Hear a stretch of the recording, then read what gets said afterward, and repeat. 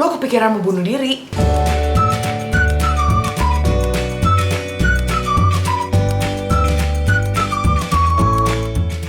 Hai guys, jumpa lagi sama gue. Lo pasti deh tahu ada satu berita yang heboh banget tentang seorang cowok yang curhat di Facebook terus kemudian bunuh diri di Facebook Live. Sekarang videonya udah di-remove dari segala sosial media platform. Tapi sebelum video itu di-remove, salah satu saudara gue tuh ngeliat kalau ngedenger dari cerita saudara gue ini aja, itu tuh kayak udah ngeri banget gitu ya. Gue ikut prihatin dan gue ikut sedih terhadap pemuda ini dan keluarga yang ditinggalkan. Tapi gue kayak bukannya pengen cari sesuatu yang kontroversial atau gimana pun, gue kayak pengen melihat gitu dari kejadian ini ada gak sih sesuatu yang kita bisa belajar. Yang pertama, gue ngelihat kadang kita itu sekarang, apalagi anak-anak zaman sekarang ya, paling seneng untuk mengumbar permasalahannya di sosial media, berupa curhatan atau umpatan atau apapun yang kita kasih lah di sosial media. Gue juga dulu seperti itu sih, kayak seneng kayak apa kalau lagi galau ya terus di sosmed, kalau lagi marah terus di sosmed. Tapi akhirnya gue ngeliat kayak itu nggak jadi berkat buat orang lain dan ini tuh nggak menyelesaikan masalah sama sekali. Gue berantem sama orang terus gue post di sosmed, orangnya juga belum tentu baca. Padahal 100 orang lain yang sebenarnya nggak tahu permasalahannya malah baca dan ngasih komen. Iya kalau komennya bagus, kalau komennya itu komen yang bikin kita panas, terus kayak kita malah terprovokasi untuk melakukan sesuatu yang seharusnya kita nggak lakukan, itu kan ruginya di kita, bener nggak sih? Gue mikir kayaknya kalau kita punya masalah daripada ngumbar itu di sosmed,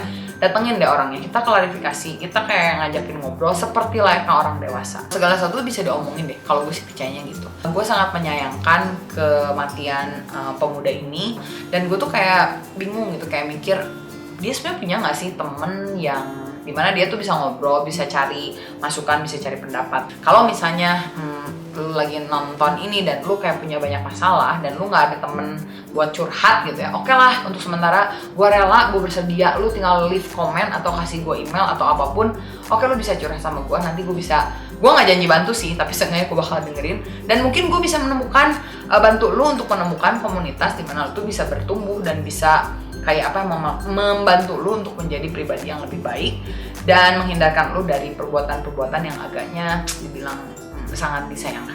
Yang kedua, gue perhatiin memang sih gue nggak mau meng-underestimate segala masalah yang pria ini mungkin hadapi. Gue tahu setiap dari kita punya permasalahan yang berbeda-beda dan gue nggak bisa bilang masa sih lu putus cinta aja mau bunuh diri, dipecat aja mau bunuh diri. Gue nggak bisa bilang kayak gitu karena setiap dari kita punya permasalahan berbeda-beda dan cuman lu yang tahu beban masalah lu tuh seperti apa. Tapi tetap gue berpendapat apapun masalahnya nggak ada alasan yang cukup untuk membuat kita mengakhiri kehidupan kita. Emang putus cinta itu sakit, dipecat itu sakit, ditinggalkan orang itu sakit, kehilangan orang yang dicintai itu sakit, dan ada banyak masalah lain yang membuat kita sakit. Tapi please, biarinlah sakit sedikit, tapi seenggaknya nanti kan kita bisa recover. Jangan sampai kesakitan itu membuat kita kayak yaudah gue lebih baik mati aja.